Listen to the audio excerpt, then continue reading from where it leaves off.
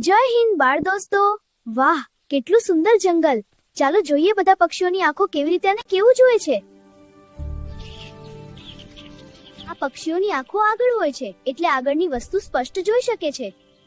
આ પક્ષીઓ દૂરની વસ્તુ, શિકાર અને નાનું હલનચલન સહેલાઈથી જોઈ શકે છે.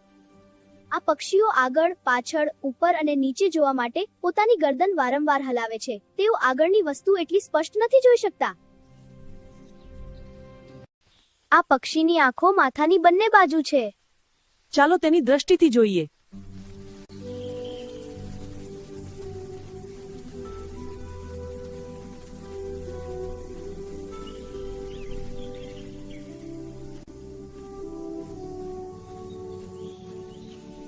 પક્ષીઓની આંખો માથાની બંને બાજુ હોવાથી તેઓ ગરદન ફેરવી તેઓ આગળ, પાછળ, ઉપર અને નીચે પણ સરળતાથી જોઈ શકે છે.